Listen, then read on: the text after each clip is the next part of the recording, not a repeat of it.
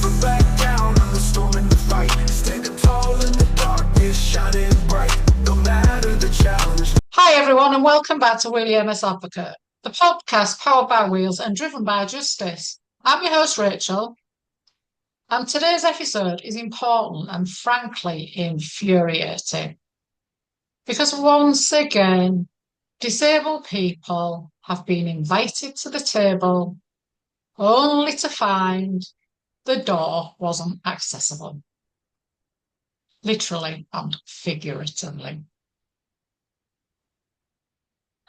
Yesterday, the Department for Work and Pensions held one of their consultation events in Newcastle. A space that was supposed to include and listen to disabled voices. But serious accessibility failures meant people, like our guest Lee, were excluded. I'm joined by Lee, who turned up ready to be heard and instead was met with barriers at every turn. Welcome, Lee. Hello, how are you? I'm okay, thank you. It just infuriates me that these things don't happen in isolation, do they? We just hear it all the time. That's one of the things that barriers strikes. in society for disabled people are just still there always. It's one of the things that doesn't surprise me, because I think we get used to this now, so we're not shocked when we hear of these things actually happening, because it's too much of a commonplace these days. We turn up to accessible events and find out that they're not actually accessible, because that accessibility has been designed by a person who isn't disabled. So they'll look at it, give it the once over, but they don't actually, like the DWP, don't actually consult with disabled people about what accessibility actually looks like. Where we see it around us in the whole of society, from your ramps to your shops to the metal plates over doorways, nobody actually discusses it with us, because if they did, we'll be telling them that they're completely useless. The ramps are inaccessible. The door plates that you've got make your wheels slip and almost tip you out your wheelchair. Just have a conversation with one disabled person and they'll put you right on everything. But unfortunately, that doesn't seem to happen. It's a DWP building as well, wasn't it? It was held in what's known as, or always been known as, the HMRC site in Newcastle, but I was actually told by the security who worked there that the DWP owned buildings within that site. So it was the HMR site, but the DWP had their own buildings on that site, it struck me as odd. But the security were private organisations that were, I think some of them worked there, and I don't know whether extra were drafted in for that day. That's... They were very good. The security case. were lovely. I can't knock the security for who they were. I can't knock them for their knowledge and understanding of supporting disabled people, because it's quite clear that they didn't have any training to support people either. So it was kind of, you were relying on the people just to be disgraceful, though. Why does it keep happening though? Lee, do you want to start by telling us what the event was meant to be about and what you yourself were expecting? Yeah, the event was called at very short notice. I think it was about 3 days notice, or maybe 4 days. I'm unsure on that, but it was very, very short notice. And it came about after Difference Northeast announced their departure from the government's consultations, because they didn't feel that disabled voices were being listened to and they weren't taking on board the evidence. And shortly after they announced that, the DWP announced a consultation event in Newcastle. So I'm pretty convinced it was their way of trying to put Difference Northeast back in their place, saying, look, we are coming to talk to people. So they kind of had the hand forced in turning up.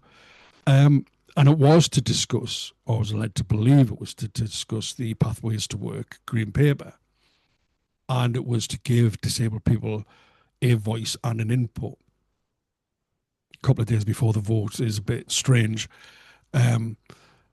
Yeah, we were told it was going to be. I informed them in advance. I was using a wheelchair. I needed an accessible venue. If there were any issues, could they let me know beforehand? And I didn't receive anything back to say there would be any issues or any concerns in terms of accessing the building. Um, Now, for anybody who doesn't know, the site is a gated community, so big steel gates. You have to pass security to get in. Um, and I was met with security, asked for my name, asked for my ID as well, at an event that promised anonymity. We wouldn't be taking names, we wouldn't be logging names of who was attending, who was saying anything. But at the first hurdle, I was asked for my name and photographic ID as well.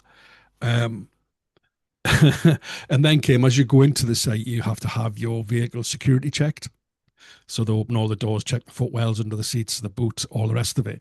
And then came that comment of, do you really need that wheelchair? Do you need to take it in with you? Really? I was, yeah. And I made the comment, if it's okay, I'll have a serious word with my legs. I'm sure we'll be fine. And he just looked at me completely dumbfounded at what I was saying. I was, look, I need the wheelchair. I'm not taking it for a day out. I actually need it to get into the building. I would And say, why that was, are you offering I to mean, carry me? it was a young gentleman, and I'm assuming he was just told to stay on the gate. Do you know what I mean? I'm not going to lay any blame at his door. The blame firmly lies with his employers in terms of making sure that he's got the right training and the right support to do that job. He was there doing a job, and he was probably doing it at the best of his abilities because he was polite, he was courteous, all the rest of it. He just lacked that training. So anyway, we get over that, and I'm pointed in the direction of another security guard to go and pull up to him, and he would then tell me where I was to park. And as I pulled up and he noticed the wheelchair, he looked as puzzled as I because there was no disabled parking anywhere. It wasn't even provided. So it's not like it had all been taken. It was the fact that there was no disabled parking at all.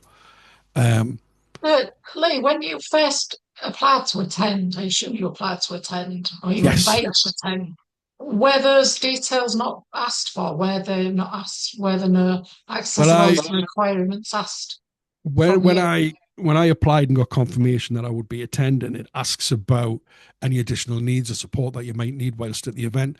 So I did email back saying I needed an accessible venue. I was a wheelchair user, and I would need direct access rather than I'd need somewhere to park the car to enable me to get the wheelchair in and out because the wheelchair slides across the front and out of the door for me. So I need to be able to open my car door to its maximum width. Um, and the bays were your standard, very narrow bays. And we stood there, well, the security guard stood there going, I don't know where you're meant to park if you want to get your wheelchair out. Now, at that point, there was a couple of bays free, which was fine. But he was saying it's starting to busy up. People are going to park next to you. At that point, I would have been stuck if I was coming back out. So I ended up just parking over two bays and just taking them both up. But it had to be at the far end of the car park, which then meant I had to wheel myself a few minutes up a slight incline back to the entrance to meet the security guard Are again. you self-propelling? Yes. And I will Wow. say I do manage to self-propel to a certain extent, but there comes a point where that becomes painful for me because of the pressure on the back. People don't appreciate self-propelling. It's because No, you're actually self-propelling your body weight as well. So it's obviously going exactly, to put pressure on wherever. exactly. And I'm Um, still waiting for a decent wheelchair. So I've just got a bog standard wheelchair that the NHS provided at this moment in time, and I'm waiting for a new assessment that gives me more of a lightweight option. Um, but yeah, I'm kind of okay on a flat. I can kind of get away with it for about 15, 20 minutes before I start feeling it, and I need some support. Um, so yeah, I had a wheel back in. We were taken back through another entrance, at which point I was asked for my name and identification again. It was like, and I did question at that point and say, I thought we were meant to be anonymous at this event. Yeah, you will be when you get in there. As they hand me an ID card with my name and tell me I have to wear it at all times. And they couldn't understand why I had an issue. And I was saying, look, you promised me anonymity, and now you tell me I have to have this. And it was a chunky name card. You couldn't miss it, and you didn't have to get up close to see who I was. No, they could have given you a visitor card. I mean, I could understand them asking for name Absolutely. obviously, Well, we for did get that. We've fire, got a visitor card. We've got a lanyard with uh, a visitor card, fire then a lanyard certificate, you with, know. yeah. So they didn't understand my concerns about that. So I just said, look, regardless of what you say, I'm not going to have it on display. I will wear the lanyard at all times, but it will be face down. Nobody's getting to see my name. Anyway, we're held in this room for about 5-10 minutes before we're then told actually it's not happening in this venue. It's at another part of the site. Which Really? I would, yeah, it was in another part of the site, which basically you had to go like on a curve, on a pathway all the way around, and this curves on a slight incline as you're going. So you know yourself, if you're propelling in a wheelchair. Horrific. Yeah, I can Yeah, feel it now. I'm feeling it yeah, myself. yeah. I mean, what was striking for me was that I was with somebody I'd met at previous events, who can only walk so far before she has to stop because she's got the heart monitor, and if her heart rate gets to a certain point, she passes out. And she kept trying to explain this to the security. This is too far. Who arranged this? So it took me about 10 minutes to self-propel, but I kept actually hanging back and coming back to make sure she was all right, so she wasn't on her own with two burly security guards. And she was purple by the time we got to the What's actual it called? site. Oh, But when we eventually got to the I think it was a conference building it was called, and the DWP, I was led to believe, owned that building. There was disabled parking right outside of it, right outside of that building. Yeah, we had to walk. I had to wheel myself across a car park in 10 minutes to the other entrance. And across that disabled parking bays were conference centre, reserved for conference centre usage. So they'd actually been reserved for that centre that day. And oh the yeah. security, yeah, we were in the Oh, conference centre and it had the little yellow, what they're called. I've forgotten what the name of them are now. You know, the little oh, yellow yeah. cone type things that Yes, was I know what you mean. reserved. That was reserved for that centre. And I asked the security guard, I said, is this a joke? Do you know, that I could have parked right outside the building, as could have the person I was with. And he said, oh, we were told it wasn't accessible today. We were to keep everybody at the main gates. And I'm like, no, that's got to be a joke. Those are the only disabled bays you've got on this site. Surely you would open them up for a disabled event. And he said, no, look, I'm just security. I have to do what I'm told. So those disabled bays weren't actually open for anybody. And it was wow. And I was annoyed at this point, not just by the fact I had nowhere to park and then I had to give my name and then I I had would to have been. push I'd have been myself. absolutely And then, furious. so I was thinking, like, I'm going to be no good in this event because I'm already starting to reach peak anger. And then we goes into this building and I'm asked for my name again and my ID. And I'm like, come on. And they've got it logged on a laptop. So they know exactly who you are. And I explained to the person who's taking my name again, you promised anonymity. We can come in here and freely say whatever we want to say without fear of any retribution of any sort. And she again, oh, don't worry about it. We don't keep your name. I say, well, three different people have got my name on three different laptops. Somebody's keeping it somewhere. So I just barged into the room and I was like, right, who's from the DWP? And I asked the question straight away, who on earth booked this venue? And I was told that it wasn't them. They'd just been told to turn up the day, which I called them out for because we'd been advised it was their building, so they knew exactly what they were doing. And I also asked them why they felt the necessary to block off disabled access to the venue, to be fobbed off and told, I will look into that. And I said, it's not good enough to look into it. It's a disabled event for disabled people, and the only access is blocked off. And he was like, oh, well, we'll discuss that later. And I was like, it should really be discussed now. We should have that clarity now, why you felt the need to do that. And he wouldn't give an answer, just that they would look into it. Was he from the DWP then? He was Or from the was that another DWP and security he guard? worked on universal credits, I think he said he did. And he's worked on it for the last 10 years. And we'll get to that bit. Yeah, isn't it? No, there was no names. It was an anonymous event, Rachel.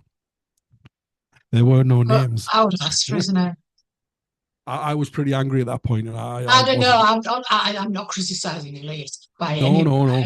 by any means. I'm just Yeah. it's hindsighting it after the thingy. It's like, Well, you see that the event itself, I think I only spotted about 3 or 4 disabled people in the event. The rest were all from organisations, MPs, assistants, and I think there was about 4 or 5 facilitators there as well. So it was kind of the same amount of people from the DWP as there were actually attending the event, which was very, very poor.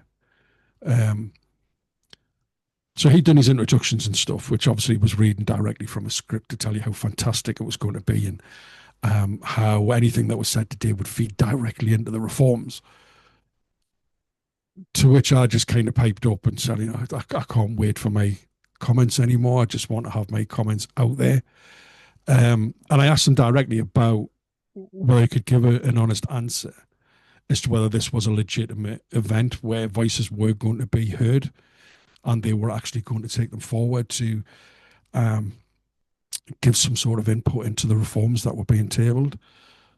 And he went to answer, and I went, can I just keep talking? Because there are a number of organisations, charities, what have you, who've all provided evidence and information to you thus far, of which you've completely ignored. So why would you think I have confidence that you would take my voice on board? And again, before he went to speak, I said, can I also add that you have ignored your own research and your own data in terms of these reforms? So again, if you're choosing to ignore the DWP's research, what makes you think they're going to listen to me? And I reminded him of the fact that the DWP's research says that these reforms are brutal. They're going to be deadly. They're going to cost lives. And people rely on PIP just to exist. Not to get by, not to have any luxurious lifestyle. They rely on it to exist. And that's the DWP's own words. And he said, oh, well, I'm sure we can discuss it. I'm saying, no, I'm discussing with you right here and now, and I need answers before we go on with the consultation. Because why would I give legitimacy to something that isn't going to make any difference whatsoever? And well, we can talk about it because I'm not sure it's accurate what you're saying. I'm saying I'll get it up on my phone because I had the link saved anyway at the DWP reports. I've got them there. And I was like, I am quoting from the DWP report that it will cost lives. I'm quoting from the DWP's own work coaches that tell you these reforms won't work, that they can't suddenly magic these jobs for disabled people. They can't magically ensure that all of the societal barriers are suddenly gone overnight, and they can't magically improve somebody's disability. They've told you all of that in your own report, and you've given that to the government allegedly, and you're not doing anything with it. You're still driving ahead with these reforms. But lastly, you've already tabled the bill with the evidence. So why are we even here? A few days before that bill's getting voted on, why are we even here having this conversation? And at that point, I'm told by one of the facilitators who's there to facilitate me to speak up that this wasn't the time and this wasn't the place. And it's not his fault. I'm like, he's from the DWP. It is his fault. I don't care whether he's in charge of the DWP or he's admin for the DWP. I don't care who he is. He's a representative of the DWP. And this event on the email said, this is my opportunity to raise my voice. And I have legitimate concerns. Therefore, I'm entitled to raise my voice because nobody else is talking to me. And with respect, you're there to facilitate me speaking up, not stop me from speaking up. And I went on like that. And I was just getting scripted answers. And at that point, I picked up the sheet from the table and realised what they were going to be consulting on. And it was literally just the survey. So I guess one of my questions was going to be, did it feel like it was generally interested and they were genuinely interested in disabled people? Or did it feel more like a tick? At that point, yeah. At that point, after I tried raising the concerns, I felt, one, that it was patronising initially, that what I was saying didn't really matter. But also it felt quite confrontational. Do you know that I was being challenged by somebody who was there to facilitate me to speak up, who was then going to be on my table facilitating me to speak up, who'd already challenged my thoughts and ideas about the consultation. So it did feel I felt uncomfortable, I'll be honest, because there was this sudden hushness fell across the room. And the person from the DWP had moved from the front of the room and was now standing right in front of me, which felt quite confrontational. But especially, and I think it's something people don't appreciate, and I don't think I did in the past, but when you're sat in a wheelchair and somebody's over the top of you, Oh, I hate it. it feels quite confrontational to me. It's really intimidating. And, if I hadn't have been in it, but the days before I used the wheelchair, my hand would have been out backing them off and asking them to step away from it. But I didn't. I kind of went into myself a little bit at that point. And I was like, well, I'm not comfortable. And I was asked if that covered what he'd replied, had that covered. And I was like, you haven't answered anything to do with what I've asked. Nothing you haven't even attempted. As all you've tried to do is delegitimize the concerns that I have by saying that I'd misquoted the reports and the evidence that you won't look at. So it did quite, and at this point I was kind of, I don't want to stay here. I don't want to be in this room, because I felt me staying there actually gave them the opportunity to say we'd consulted and we'd done it in the right way. And So especially you when I did feel seen, like it was a tick box exercise. absolutely, because the questions I seen that were on the table were literally the survey that they'd sent out offering people a £10 voucher for filling them in. It was that exact survey. And I was like, well, that survey was pointless. I'm not getting into those questions. I'm not telling you how I spend my PIP. I'm not having that conversation with Is strangers. that what that survey was? I'm assuming that's what it was. Like questions people had been asked about how they spend their money, what they And need that's PIP how for. they got the that's how we got the £10 voucher. And yeah, and as I was looking at the questions, he said, oh, by the way, if you send us your email, everybody can have a voucher at the end of this event. And I said, oh, here we go again. This just confirms what I'm thinking. And at that point, I used an expletive and I left the room and said I wouldn't participate anymore. Um, but about 10 minutes after I left, but by that point, as soon as you step outside the room, you've got a security guard either side of you. And they asked whether I was going back in. And as soon as I said no, I was escorted off the site. So I didn't even get a chance to just have 2 minutes to myself to calm down. It was security guard either side, and they walked me all the way out. And they didn't leave my site until I was out of the premises. But about 10 minutes later, somebody else walked out and they came to seek me out to say you were right, because they were trying to force the answers. Because every time I was trying to give them my lived experience of what was happening, they were trying to put words into my mouth about the answers that they wanted. And I couldn't participate in that. So I got to question 2 before I gave up and walked Sounds away. a bit like a PIP assessment, don't you think, Lee? But it wasn't until afterwards. Do you know when you come away and you think, because somebody did make a joke, because we had a protest arranged outside as well with the cameras and stuff. And somebody did say, that sounded like they were testing you. Could you get parked up? Could you converse with somebody to tell them what your needs were? Could you manage to get to another building without having the appropriate accessibility issues? And I was like, do you know what? You might well be right. Because that whole site is littered with cameras, the CCTV everywhere on that site.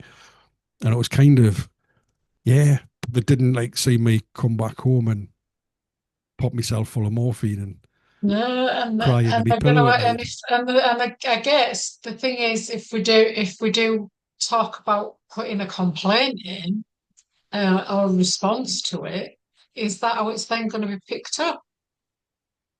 That's certainly Well, my you fear. well, you managed it. You know, we moved you all about that site, but you managed it. Yeah. I've no doubt that possibly will come out at some point, especially if I did make a formal complaint about it. Which is why I'm not making a complaint. I'm having No, discussions. no. I mean, I would never advise anybody anyway. But I'd be very nervous myself making a formal complaint. No, Definitely. but it was kind of, I made sure the press were outside to hear the story if there was one. Um, so they've picked up on it. So it should be going out on the radio exactly what the Oh, experiences was were. it the guy from the northeast? what do they call No, it? the one yesterday that I did was for BBC Radio, and then it'll be Look North on Monday. Have picked up on the story and want to do a longer interview. So they want to come and cover exactly what the consultations were about, and the concessions that Storm is offering as well. They want to have a discussion about them, the likely impact. By the way, the people who are coming from BBC, I've spoke to them before, and he's a very genuine person and genuinely concerned about what's happening. Lee, thank you for being here and for sharing that with us. Honestly, it shouldn't be on disabled people though, to keep exposing this harm just to be heard. But your voice matters, and I'm grateful that you've used it today. To our listeners, this isn't just one event gone wrong. It's a reflection of a wider issue. Until access is designed from the start, at the build stage, disabled people will keep being shut out. Thanks for listening to Wheelie MS Advocate. As always, stay loud, stay proud, and keep rolling forward. Bye for now, people. Bye bye.